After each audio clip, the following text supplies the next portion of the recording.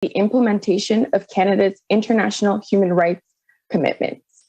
Today, FAFIA issued a new report on the Royal Canadian Mounted Police entitled The Toxic Culture of the RCMP, Misogyny, Racism, and Violence Against Women in Canada's National Police Force. We are joined today by three of the co-authors, Shivangi Misra, FAFIA Senior Manager of Human Rights, Dr. Pam Palmater, Mi'kmaq lawyer, professor and chair Indigenous governance at Ryerson, Sheila Day, FAFIA Chair of Human Rights Committee, and we are very thankful for the participation and support of Senator Kim Pate. Passing it on to you, Senator. Thank you very much. And I join you from the shores of the Kitchissippi, the unceded, unsurrendered territory of the Algonquin Anishinaabe, also known as Ottawa. I'm very pleased to be hosting this. I think the issues, the systemic issues that this report raises, as well as the many instances, sadly, of and horrifically of discrimination, are echoed in a number of institutions right now in this country, military, prisons, as well as within the police. And while there has been a lot of effort to try and address these issues, we see the very real need for the kinds of calls for accountability and oversight that FAFIA has brought forward. So I'd like to now invite those of you who've participated in the creation of this report to comment, and we will be hearing from Shivangi Misra, as well as Dr. Pam Palmater and Sheila Day. So over to you, and thank you very much for your work.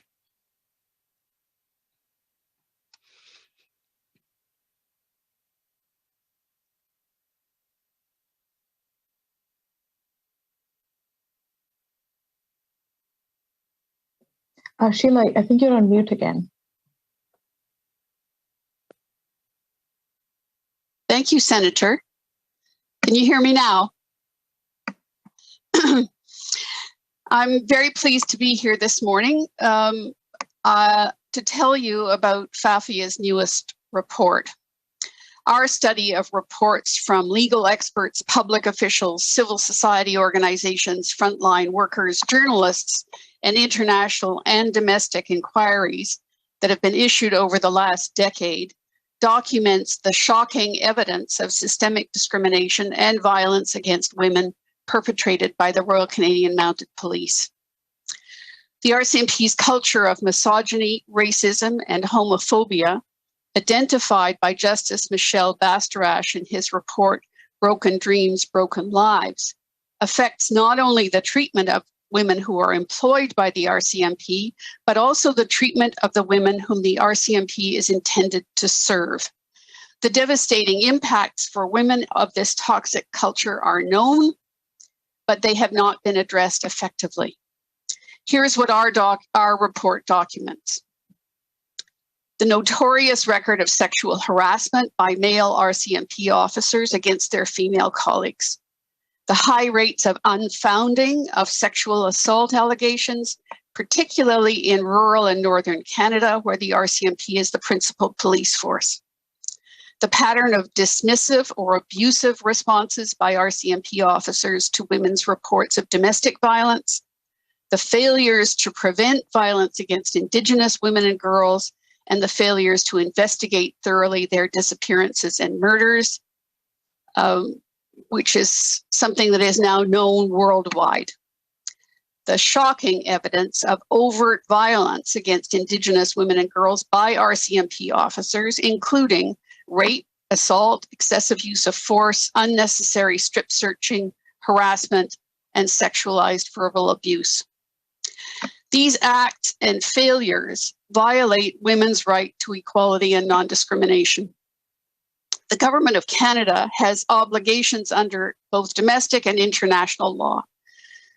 They are these. First, to ensure that public officials, such as the RCMP, do not perpetrate violence against women. And second, to ensure that all public officials act with diligence to prevent violence against women and to investigate, prosecute, and remedy violence when it occurs.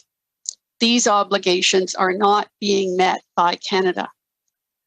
Canada cannot have a credible national action plan on violence against women or a credible national action plan on missing and murdered Indigenous women and girls until the culture of misogyny and racism in the RCMP is rooted out.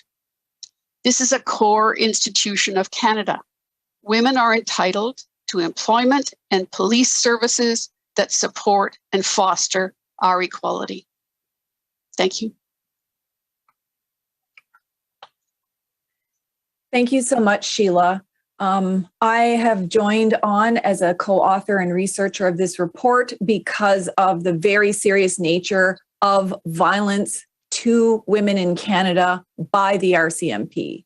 Indigenous women and girls have long been targets of sexualized violence and exploitation at the hands of state actors, including the police. In the earliest days, Canada's National Police Force, there were reports of many officers who withheld food rations from First Nation communities in order to extort sex from young Indigenous girls.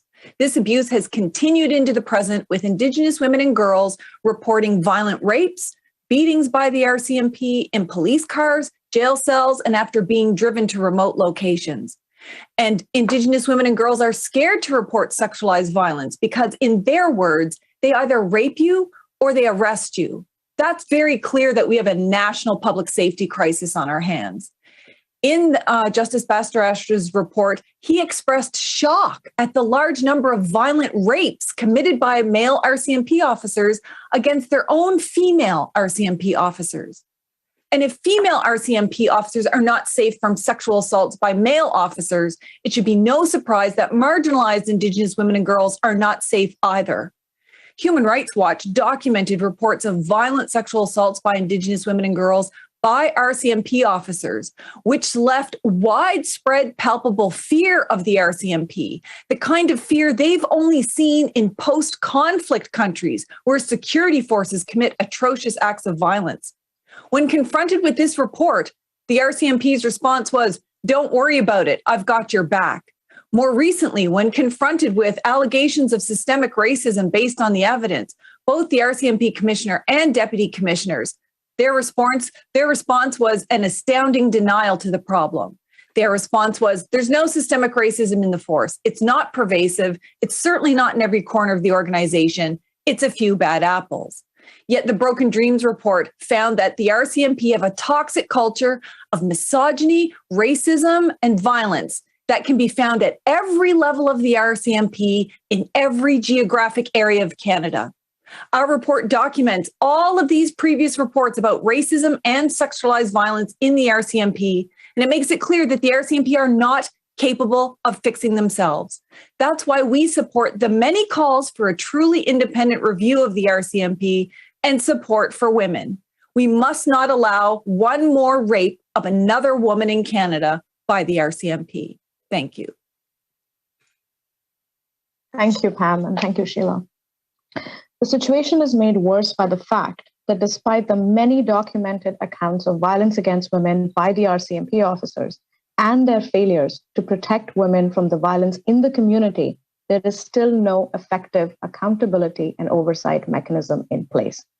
The Civilian Review and Complaints Commission, which accepts and investigates complaints against the RCMP, is not an independent mechanism, as complaints against the RCMP are mainly investigated by the RCMP itself. The CRCC can review the decisions and they make recommendations, but these recommendations are not legally binding, and the RCMP commissioner makes the final decision on their implementation. Justice Michelle Bastrash, in his report, he concluded that the RCMP is not capable of changing itself from within, and that the time has come for the Government of Canada to ask some hard questions about the structure and governance of federal policing. Given the shocking and growing evidence of systemic discrimination, sexual abuse, and violence by the RCMP officers, both as an employer as well as a service provider, presented in our report as well, we call on the government, among many other key recommendations, to immediately initiate an extensive, independent, and an in-depth review of the RCMP, as called for by the Bastrash report, the UN Special Rapporteur on Violence Against Women and Indigenous Women. The goal of such a review must be to determine if and how radical changes can be made to RCMP oversight, transparency, accountability, structure, culture, and its practices. This process must include women, especially Indigenous women, and feminist experts as key participants in any decision-making regarding the future of the RCMP as an institution. Finally, we would like to note that this report reflects the views of the Feminist Alliance for International Action. They do not reflect the views or positions of any of the community groups or organizations that are referenced in the report. Thank you. Thank you. Thank you very much. And now, Mr. Prue, will you be letting us know who has questions from the media? Definitely, Senator Pate. So merci. Thank you. We'll now take questions. Please use the function raise hand on Zoom. S'il vous plaît, vous pouvez utiliser la fonction lever la main sur Zoom. And please direct your question to one of the panelists because we don't have that much time. So first question is from Kirsty Kirkup, the Globe and Mail. The floor is yours.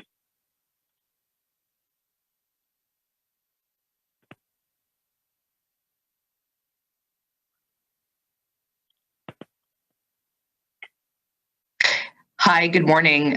Thanks for the opportunity to ask a question. I'm wondering if you could possibly please speak more to the call for an external review of the RCMP, specifically who should be responsible for setting the terms for said review should the federal government respond to this specific call.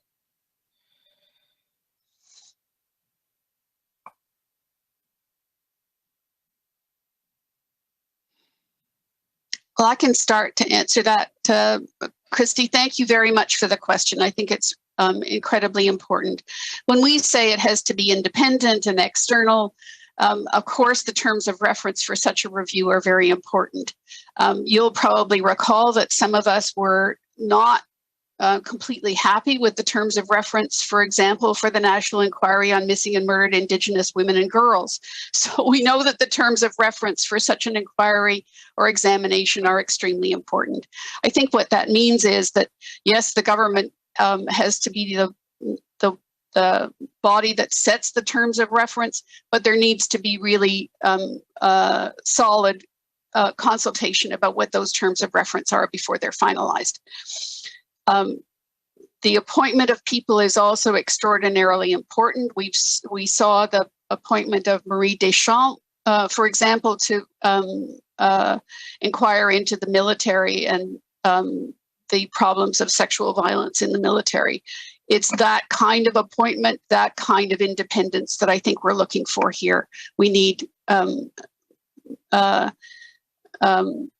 senior expertise with consultation with women, particularly Indigenous women, in the process of doing it.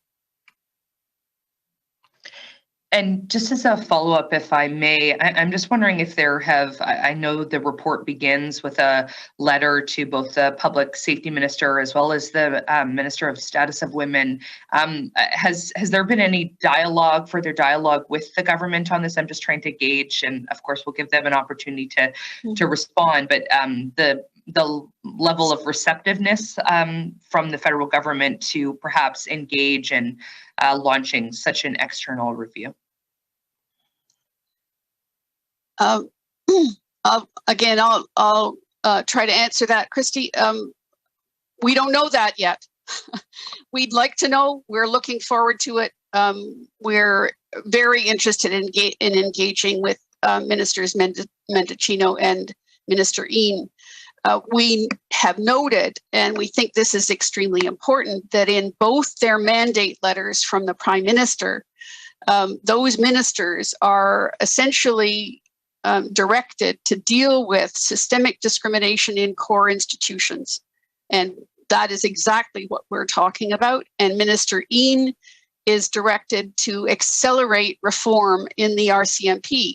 So we know that the RCMP is on their agenda, and we know that they've named it also in the federal pathway that has to do with the National Action Plan on Missing and Murdered Indigenous Women and Girls. So far, what's been said is essentially that. It's general. we want something very concrete, and we're looking forward to engaging with them about the very concrete way of moving forward on this immediately. Thank you. I think it's also important to note that prior to the national inquiry, we advocated for a specific review of the police and the RCMP. This is under the current government's tenure, and that was not included. The Special Rapporteur on Violence Against Women called for a specific review of the RCMP because of the reports of sexualized violence against Indigenous women and girls. And we advocated with this current government for that independent review. And so there's been a multitude of reports, the Human Rights Watch and others, that have consistently requested an independent review of the RCMP on both the sexualized violence, but also systemic racism. I mean, Canadians were marching in the streets against systemic racism in policing in general. And despite our numerous requests in writing in the public and in meetings, they have not responded with a decision one way or the other.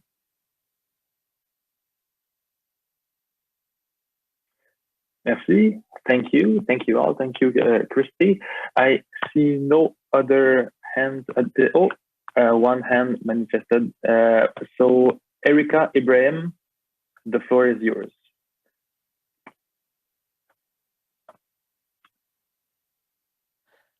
Thank you so much, and thank you for taking my question today. I noted in the report's introduction that it says, consequently, the goal of reform of Canada's national police force, if reform is possible, and then it sort of goes on. But I'm curious, does the Canadian Feminist Alliance believe that reform of the RCMP is possible? And if not, how should that sort of inform any sort of process or action on the recommendations in the report?